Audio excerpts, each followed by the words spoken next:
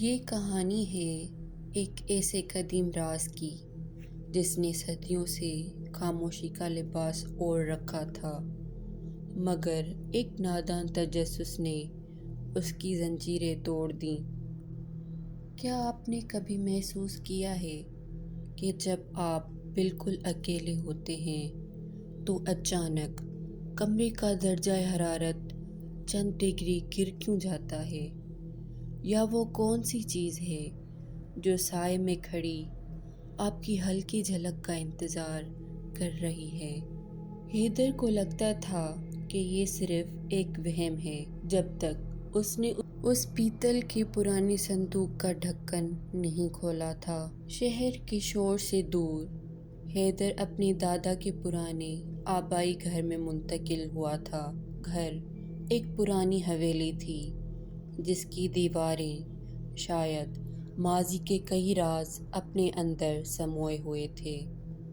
وہاں ایک کمرہ ایسا تھا جو ہمیشہ بند رہتا تھا۔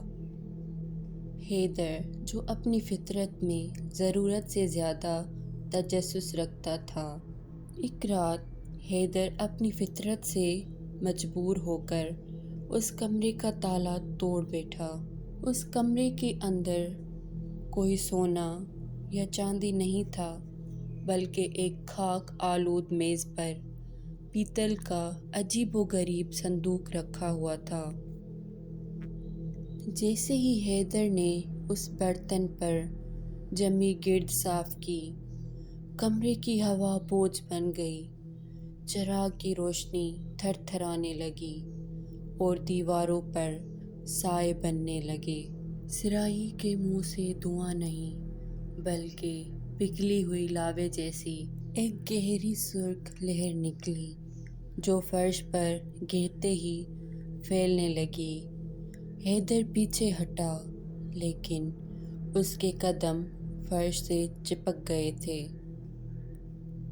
وہ سرخی فرش پر پھیلتی گئی اور دیکھتے ہی دیکھتے ایک عظیم الشان سائے کی شکل اختیار کر گئی۔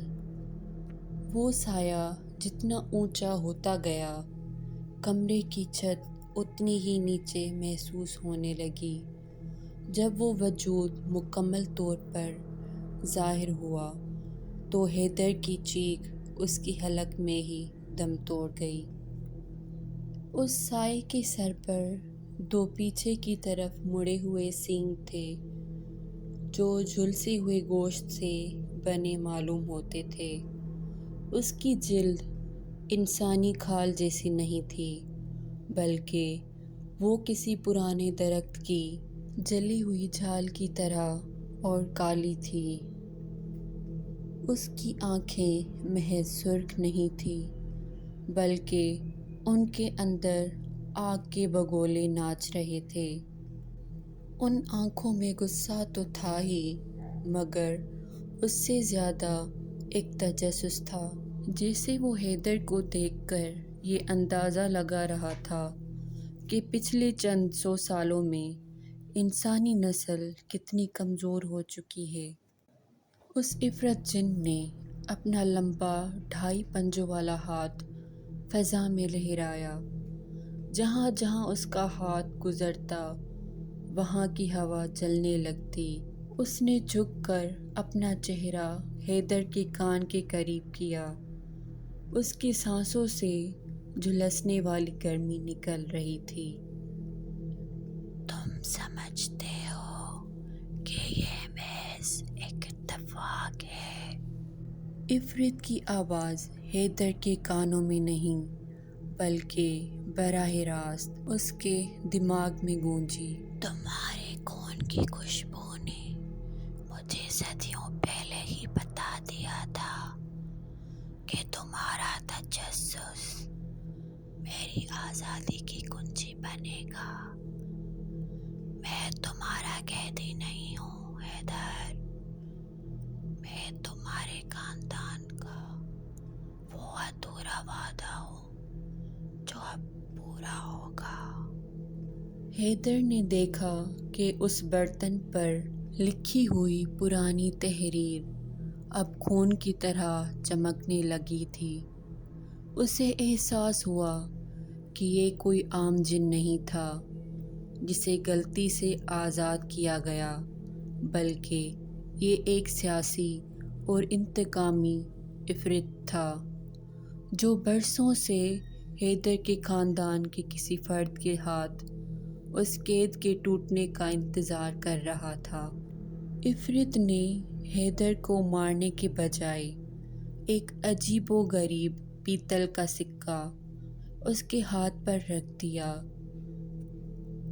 جس نے حیدر کی ہتھیلی کو جھلسا کر وہاں ایک مستقل نشان چھوڑ دیا۔ میں تمہیں ایک رات کی مہلت دیتا ہوں، اس حویلی کی بنیادوں میں وہ سچ تلاش کرو جو تمہارے دادا نے تم سے چھپایا تھا۔ اگر تم ناکام رہے تو تمہارا وجود میری آگ کا ایندھن بنے گا، اور اگر تم کامیاب ہو گئے تو شاید تم یہ تمنا کرو گے کہ کاش میں نے تمہیں اب بھی مار دیا ہوتا۔ یہ کہہ کر وہ وجود غائب ہو گیا، لیکن کمرے میں اب بھی خندق کی بو اور دیواروں پر جلنے کے نشانات باقی تھے۔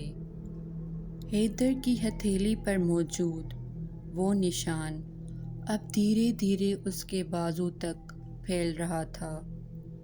اسے صرف 12 گھنٹے میں وہ سچ ڈھونڈنا تھا جس کا ذکر اس عفریت جن نے کیا تھا۔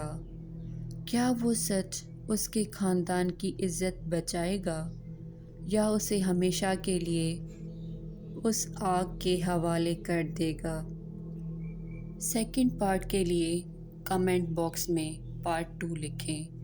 چینل کو لائک، شیئر اور سبسکرائب ضرور کریں۔